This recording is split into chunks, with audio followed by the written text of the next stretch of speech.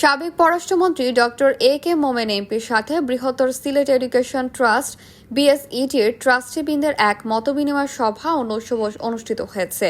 বুধবার রাতে রমফোর্ডের next and রেস্টুরেন্টে মতবিনিময় সভাটি অনুষ্ঠিত হয়।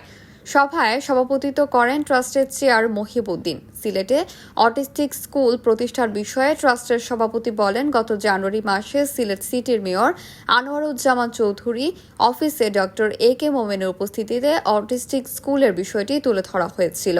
স্কুলের জন্য সিলেটে জায়গার প্রয়োজনের কথা উল্লেখ করলে সে সময় মেয়র আনোয়ারুজ্জামান তাৎক্ষণিকভাবে সিলেট শহরের সুবিধাজনক স্থানে অনতিবিলম্বে ৬০ ডেসিমেল জায়গা প্রদানের প্রতিশ্রুতি দিয়েছিলেন। সংগঠনের সভাপতি মহিবউদ্দিন তার বক্তব্যে ডক্টর মোমেনকে অনুরোধ করে বলেন, তিনি যেন সিলেটের মেয়রের সাথে ব্যাপারে আলোচনা করে জায়গা প্রাপ্তির বিষয়টি ত্বরান্বিত করেন। বাংলাদেশে ষষ্ঠ শ্রেণী হতে দশম শ্রেণী পর্যন্ত সকল ছাত্রছাত্রীর স্কুল অ্যাডমিশন ফি মওকুফ করার দাবি জানিয়ে সাবেক পররাষ্ট্রমন্ত্রীর কাছে একটি মেমোরেন্ডাম প্রদান করেন এবং বিষয়টি সংসদে উত্থাপনের অনুরোধ জানান।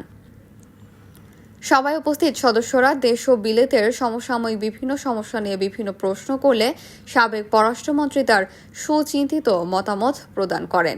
সভায় সংক্ষিপ্ত বক্তব্য রাখেন ট্রাস্টের উপদেষ্টা কমিশনার সৈয়দ আবুল বাশার ও লন্ডনের deputy mayor mister Howard Dover তার বক্তব্যে বলেন, তিনি আবারও ডেপুটি মেয়র পদে নির্বাচিত হলে বাংলাদেশে অটিস্টিক স্কুল প্রতিষ্ঠা এবং ব্রিটেনের বৃহত্তর সিলেট এডুকেশন ট্রাস্টের অগ্রযাত্রায় তার সর্বত সহযোগিতা করে যাওয়ার প্রতিশ্রুতি দেন। সৈয়দ আবুল বাশার তার বক্তব্যে বিসিএসকে সামনে এগিয়ে নিতে বাংলাদেশ ও যুক্তরাজ্যে যত ধরনের সহযোগিতা দরকার তা করে যাওয়ার প্রত্যয় ব্যক্ত করেন।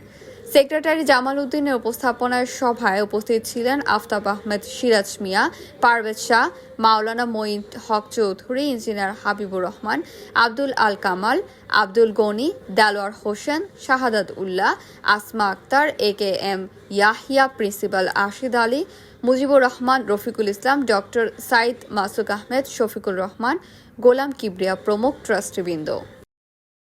আসসালামু আলাইকুম।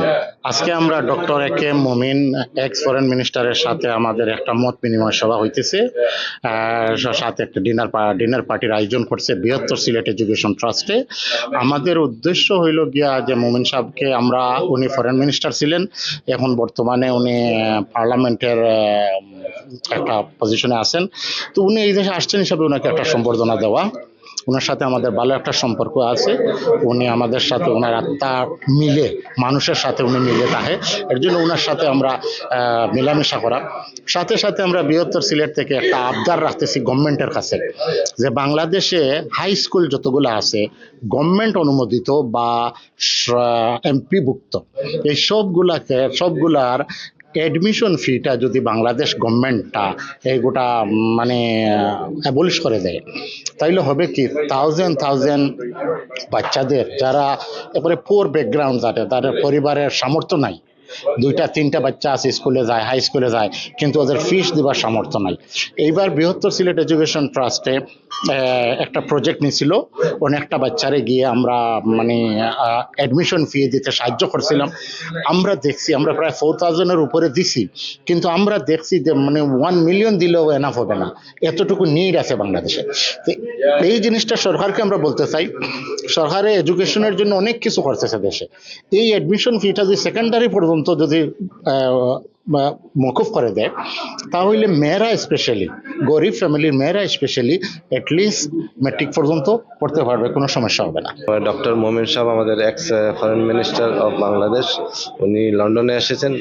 আমরা ওনাকে ওয়েলকাম জানাচ্ছি, আর আমাদের সাথে জয়েন করার জন্য ওনাকে একান্ত একটা ডিনার পার্টি আমরা এখানে করেছি।